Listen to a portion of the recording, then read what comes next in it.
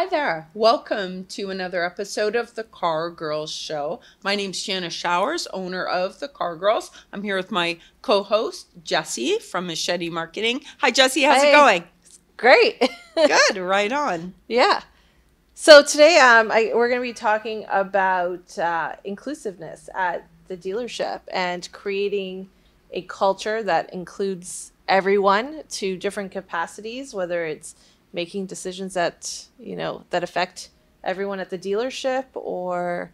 and this is a big topic, and we just wanted to touch on a couple things.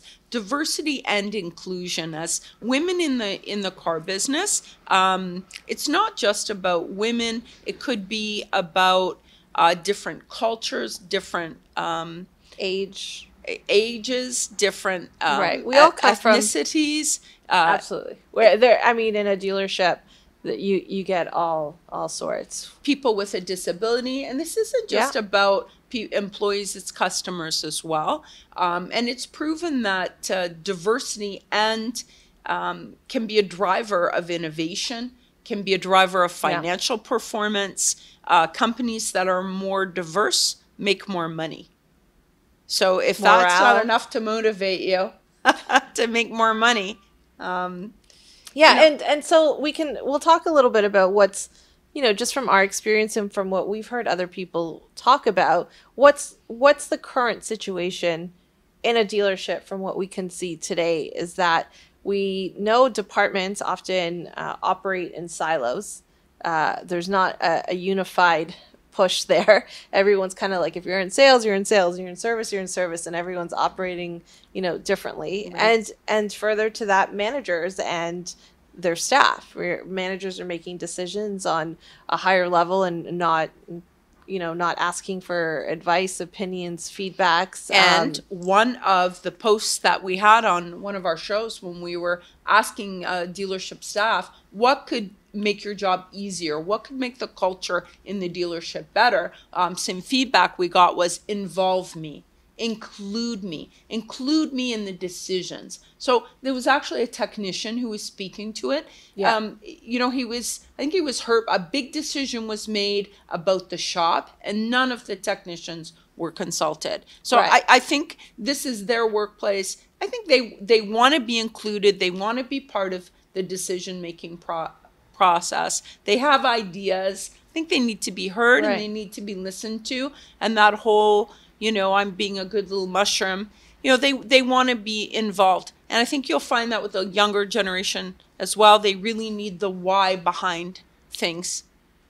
Definitely, I would say that for sure. I know that when I was, selling cars, often we would have our weekly meetings.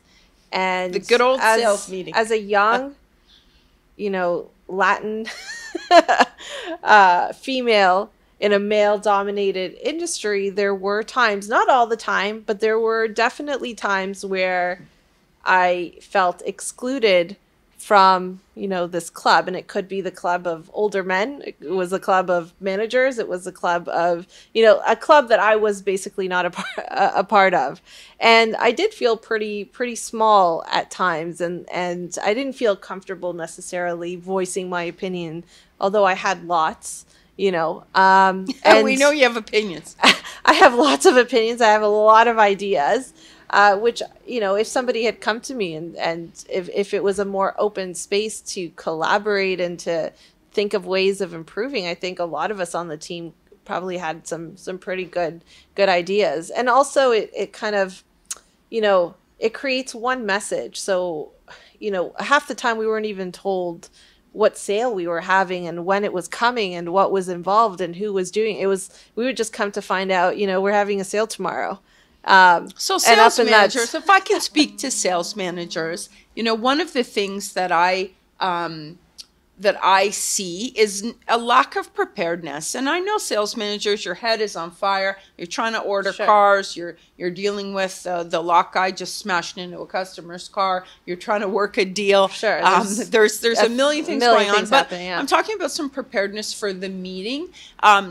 So you can include your employees and get their ideas. It speaks to service managers as well, including your advisors, including your technicians. There's a ton of ideas out there. Online too. I think just a tiny bit of research would lead you to maybe a technique that you could use. I saw a recent one where you post a particular problem, write it on your whiteboard, give everybody some sticky notes where what we could do immediately, what we could do in the next month, what we could do in the next year, and then get them all to write down their ideas and post them in those categories. And so how that's including your staffing, your employees in the decision-making process. So, and including them. You know, we talked about the analogies of war stories and getting up literally, and the analogy of a lot of the analogies and sports don't work for everybody. It really did not speak to me at all. I mean, we had a manager, I mean, he was hilarious, but like he was very elaborate with his movements and stuff, and it was always about war and like oh, I really got him, and he'd do this movement. What does that mean? Like I didn't understand. I was new. I'm like, what is this, right? So especially for the new people that are coming into a culture already, how can you include them as they're trying to navigate and figure things out? Or like we were saying, there's, you have childhood stories that you pull from, and not everyone is from the same upbringing. No. We have people that are coming here from all over the world. Yep. They might not be familiar with those stories, So how do you select your words so that you can relate to more people, and you can. So that's what we're talking about: inclusiveness. Let's be aware of it. Let's get ideas from our people, but you have to put a little bit of prep into it by preparing for the meeting and getting ideas from your people and letting them be part of the conversation.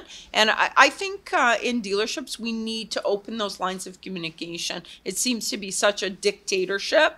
That's what we see a lot of. And then we're surprised. And then we're surprised why they can't make any moves without asking first, right? If it's a dictatorship, then they're kind of trained that way. So if we want them to be able to think for themselves, take action, massive action, and deliver, we need to include them in those decision making. Yeah, and your staff has ideas. I think we need to listen to them, and we need to have an avenue to have a place where they can speak freely, like you said, because it may not always be that sales meeting where you want to open up and share some ideas, and a place where ideas can flow easily. Exactly. Yeah.